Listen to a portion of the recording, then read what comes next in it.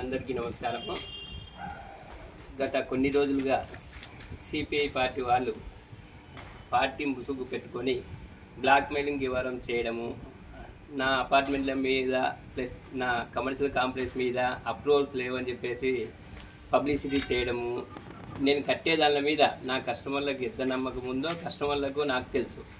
అదేవిధంగా CPI party వాళ్ళు గతంలో కూడా ఇదే బాబా ఫక్రుద్దీన్ అనే వ్యక్తి వాళ్ళ బంధువు అని చెప్పేసి నడిగడ్డ అపార్ట్మెంట్ కోసము ఒక లోకాయుక్తలో కేసు వేసినారు. ఆ లోకాయుక్తలో కేసు అప్రూవల్స్ లేవని పెట్టేస్తే మళ్ళీ అప్రూవల్స్ అన్నీ తీసుకుపోయి చేసిన తర్వాత అతని మీద ఏమని అడిగితే బాబా ఫక్రుద్దీన్ 5 lakhs అడగమన్నాడు. అతని బంధువుని నేను, మీరు 5 lakhs ఇస్తే నేను విత్డ్రా చేసుకుంటా, లేకుంటే చేసుకోనని చెప్పినాడు.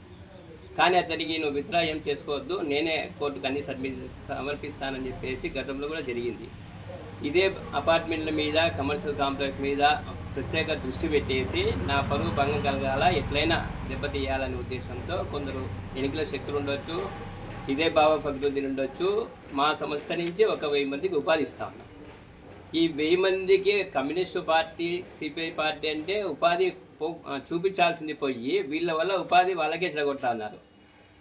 బీద ప్రజలకు మేము చేస్తాము సర్వీస్ అంటారు, వీళ్ళ పబ్బం కట్టుకునే దానికోసమే ఏం విచారణలో ఏం అడగకుండా చేయకుండా డిపార్ట్మెంట్ను బ్లాక్మెయిల్ చేయడము, ప్లస్ తర్వాత అప్రూవల్ ఉందా లేదా చూసుకోకుండా ఊరికే ప్రెస్ మీట్లు పెట్టడము, ప్లస్ గతంలో కూడా 2 సార్లు వస్తే కూడా ఇదే సిపిఎం పార్టీకి వాళ్ళ సంస్థకు నేను బిల్డింగ్ కట్టుకుంటామంటే నరసింహ అనే వ్యక్తికి, సిపిఎం పార్టీలో నరసింహ అనే వ్యక్తికి స్టీల్ తీసుకుపోమని చెప్పినాం.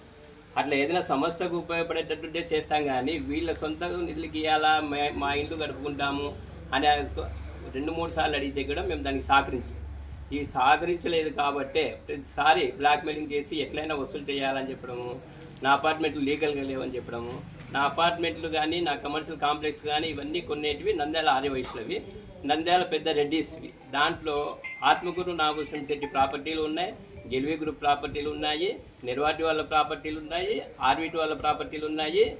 రెడ్డిస్ దాన్ని చూస్తే నూనెపల్లి రైతుల దగ్గర పెట్టేసేసి నాగేంద్ర అని చెప్పి అది వాళ్ళది పూర్వం ఆస్తి. గాజుల బంగారంగడి గాజుల ఈసే వాళ్ళు ఉన్నాయి. ప్రతి ఒక్కటి అపార్ట్మెంటు దొంగది అని చేస్తారు. అంటే వీళ్ళందరూ కూడా దొంగలేనా? ఆర్యవైశ్యులంతా దొంగలేనా? ఆర్యవైశ్యులను దొంగలుగా చేసేసి 60 నుంచి ఓన్లీ వీళ్ళకి ఎవరైతే డబ్బులు ఇస్తారో వాళ్ళకి సహకరించడము, ఈ విధంగా ఒక 15 రోజుల నుంచి జరుగుతూ ఉంది. గతంలో 6 నెలల నుంచి కూడా జరుగుతూ ఉంది. 2 సార్లు నాకు ఆఫీస్ కాడికి కూడా వచ్చినారు మాకు ఇంత కావాలనేసి. నేను బ్లాక్మెయిలింగ్కు ఎప్పుడు భయపడను కాబట్టి ఆటోమేటిక్గా మీరు ఏం చేసుకుంటారో చేసుకోని చెప్పేసినాము. అందుకోసం వీళ్ళు గతంలో మా డాక్యుమెంట్లు సిబిఐకి సిద్ధం అన్నారు కదా, నేను సిబిఐకి ఈడీకి అన్ని దానికి సిద్ధం. మీరు ఏదన్నా సిద్ధమైతే వాళ్ళ మీద నా మీద ఎంక్వైరీ నేనే వేపిస్తాను, మీరు సిద్ధమేనా? ఇటువంటి తప్పుడు ఆలోచనలు కానీ తప్పుడు రకంగా చేస్తే కానీ ఒక కాంప్లెక్స్ మేము కట్టినామంటే దాంట్లో నుంచి ఒక 50 మందికి ఉపాధి ఉంటుంది, మున్సిపాలిటీకి అప్రూవల్ వస్తుంది, పన్ను ట్యాక్స్లు పడతాయి, కస్టమర్లకు ఉపయోగకరంగా ఉంటుంది, కొంతమంది 1000 మంది దానివల్ల ఉపయోగపడతా ఉంది. ట్యాక్స్లు ప్రతి సంవత్సరం ఇన్కమ్ ట్యాక్స్ 20 నుంచి 25 లక్షల రూపాయలు నేను ట్యాక్స్ కట్టాను. ఇప్పుడు ఆరోపణలు చేసిన వాళ్ళు ₹1 ఉన్న ట్యాక్స్ కడుతున్నారా? లేదంటే వాళ్ళకి ఏమున్నాయి? ఒక స్టాంప్ అమ్ముకునే వ్యక్తి ఈరోజు కోట్ల ఆస్తులు కొంటున్నారు. ఎక్కడి నుంచి వస్తున్నాయి? అందరి మీద ఎంక్వైరీ చేసేయండి, వాళ్ళ మీద ఎంక్వైరీ చేసేయండి, నా మీద నేను సొంతంగా ఎప్పుడు నా తలుపులు తెలిసే ఉంటాయి. ఏ రోజు వచ్చినా కానీ స్వాగతిస్తాం. సిబిఐకి కానీ ఈడీకి కానీ వాళ్ళు దానికి సిద్ధమేమో కనుక్కొని చేసేసేయండి, నాకు ఎటువంటి అభ్యంతరం లేదు. రేపు గతంలో కూడా ఏదన్నా ఇటువంటి చర్యలు తీసుకుంటే రేపు దీని మీద కూడా మా పరువు నష్టం జరుగుతూ ఉంది కాబట్టి వీళ్ళ మీద కఠినమైన చర్యలు, సివిల్ చర్యలు తీసుకుంటాము, డ్యామేజ్ షూట్ కూడా ఇస్తాము. అదేవిధంగా వీళ్ళ బయట స్టేట్ వాళ్ళకు, సిపిఐ వాళ్ళకు, బయట స్టేట్గా ఉన్న వాళ్ళకి కానీ సెంట్రల్గా ఉన్న వాళ్ళకి కానీ ఒక రిప్రజెంటేషన్ ఇస్తాము, వీళ్ళ మీద చర్యలు తీసుకోవాలని చెప్పేసి. తర్వాత చాలా చిన్న ఈసారి మా సైట్ల జోలు కానీ ఇంకొకటి వస్తే లీగల్గా ఏదన్నా పేపర్ పట్టుకొని, లేదంటే కన్నా ఇంకొక రకంగా ఉంటుంది, హెచ్చరిస్తాము. పాత్రికేయ మిత్రులకు నమస్కారం. నా పేరు శివపురం రామప్రసాద్. ఇప్పుడు ఉన్నటువంటి బాల్కొండార్ రైస్ మిల్లు మా సొంతం. ఇది మొత్తము 3 భాగస్తుల దగ్గర మేము అందాజుగా 50 సెంట్ల స్థలము మేము కొనుగోలు చేసినాము.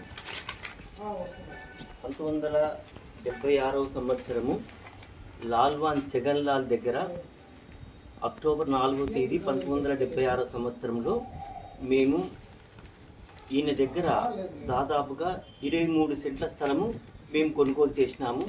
దానికి సంబంధించినటువంటి డాక్యుమెంట్ ఇది.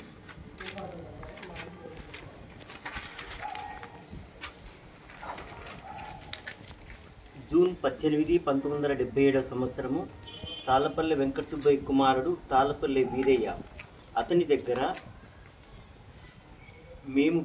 మేము కొనుగోలు చేసినటువంటి స్థలము 11 సెంట్లు.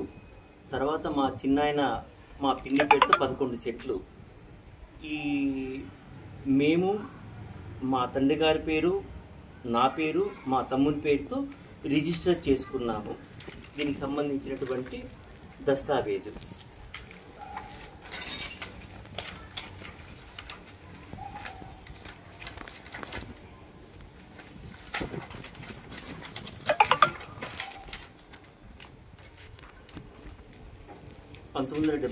సంవత్సరము అక్టోబర్ నెల 12వ తేదీన దేవకి నారాయణ అతని దగ్గర మేము కొనుగోలు చేసినది 3 సెంట్ల స్థలము.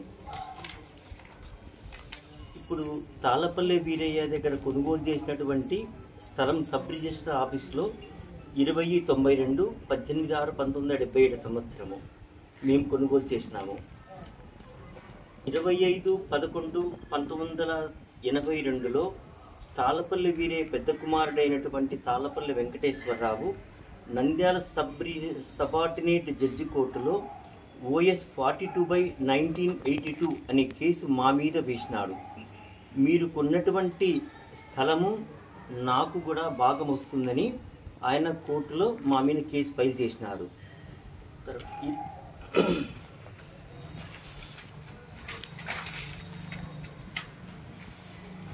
వీరయ్య కొడుకు వేసినటువంటి OS 42/82 యొక్క దాని యొక్క బుక్లెట్ ఇది.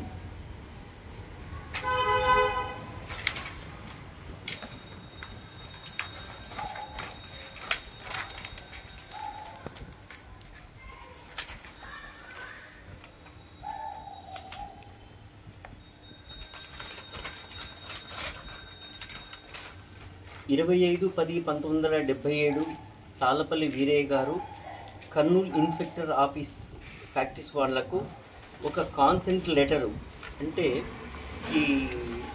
నేను స్థలాన్ని సూపురం రామసుబ్బయ్య వాళ్ళకి అమ్మినాను, నాకు ఎలాంటి అబ్జెక్షన్ లేదని ఒక కాన్సెంట్ లెటరు ఇన్స్పెక్టర్ ఫ్యాక్టరీస్ వాళ్లకు తన స్వహస్తాలతో రాసి ఇచ్చినటువంటి ఈ యొక్క లెటరు. దీన్ని కూడా మేము 1982లోనే కోర్టుకు సమర్పించినాము.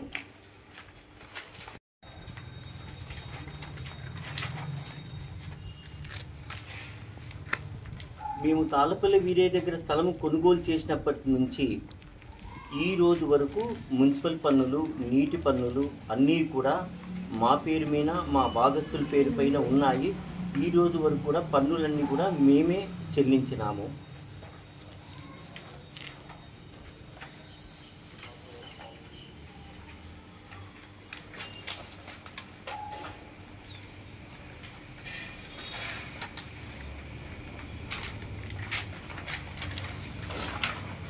దానికి సంబంధించినటువంటి రికార్డ్స్ అన్నీ కూడా కోర్టుకు సమర్పించినాము.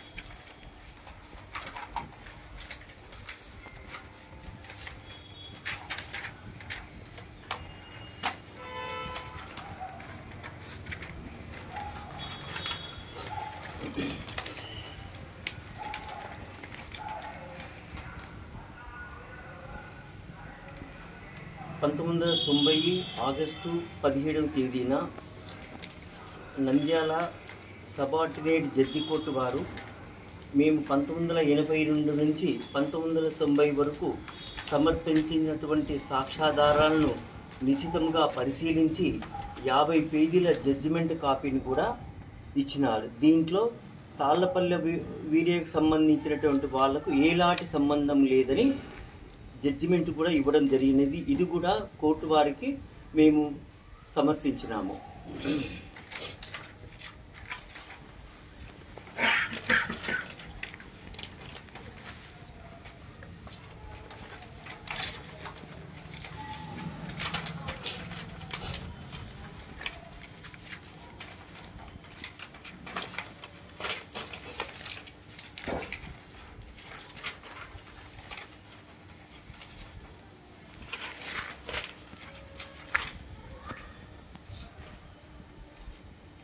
21/10/2008 హైదరాబాద్ హైకోర్టులో తాళ్ళపల్లె వీరయ్యకి సంబంధించినటువంటి రెండో కుమారుడైనటువంటి జనార్దను మరి అతని కూతుళ్ళు కూడా సూట్ ఫైల్ చేసినారు. Suit number AS 1370/1991. 1/8/2011 Hyderabad high court judge వారు అపీల్ సూట్ నెంబర్ 1370/1991లో తీర్పు ఇచ్చినారు. ఈ తీర్పులో in the result the appeal suit is dismissed for non-prosecution. There shall be no order as to cost అని ఇచ్చినారు. ఇది కూడా కోర్టుకు సమర్పించినాము నంద్యాల కోర్టులో. తాళ్ళపల్లి వీరయ్య కూతుళ్ళు ప్రిన్సిపల్ సీనియర్ సివిల్ జడ్జి కోర్టులో IA 89/2023 ఇన్ వైస్ నెంబర్ 15/2003లో మరలా మా మీద కేసు పెట్టినారు. దీనికి సంబంధించినటువంటి వాళ్ళు మాకు పంపించినటువంటి డాక్యుమెంటు, మాకు తాళ్ళపల్లి వీరయ్య వాళ్ళు 1976 సంవత్సరంలోనే మా పేరుతో రిజిస్టర్ చేసినాడు.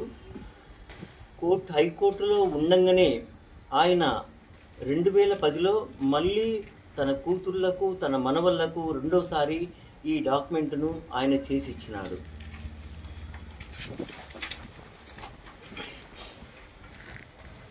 ప్రస్తుతము కోర్టు వారు మాకు ఎలాంటి నిర్మాణములు చేపట్టకూడదని మాకు ఉత్తర్వులు ఇవ్వలేదు.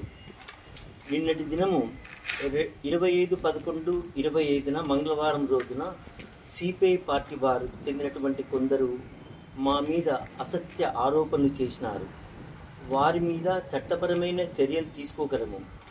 వారు అసత్య ఆరోపణలు చేసే ముందు పూర్వాపరాలన్నీ కూడా పరిశీలించి ఇది తాళ్ళపల్లి వీరయ్య కూతులకు మాత్రమే సొంతమా, ఇంకా ఎవరైనా భాగస్తులు ఉన్నారని విచారించి ఒక నిర్ణయం తీసుకోవాలి. కానీ వాళ్ళకి తెలియదు. వాళ్ళు చెప్పడము, వీళ్ళు వినడము, మీద రావడం చేయడం జరిగినది. గత కొన్ని రోజులుగా ఆర్యవయస్సుల ఆస్తులపైన అసత్య ఆరోపణలు చేసి కుట్రలు చేయించున్నారు. మా బంధువర్గం వారిపైన ఒక నెల కిందట స్థలంలో ప్రవేశించి యజమానులపైన దాడులు చేసినారు. PAV గ్రూప్ యజమాని అయినటువంటి పబ్బతి వేణుగోపాలు వ్యాపారంగా రాజకీయ రంగాలు ఎదుగుదలను ఓర్వలేక తప్పుడు అసత్య ఆరోపణలతో పరువు నష్టం చేయుచున్నారు. బాల్కొండ స్థలము పబ్బతి వేణుకు అగ్రిమెంట్ చేసినాము. మా అనుమతితోనే నిర్మాణాలు జరుగుతున్నవి. ఈయన ఎన్నో సేవా కార్యక్రమాల్లో మంచి గుర్తింపు పొందినటువంటి వ్యక్తి. నాకు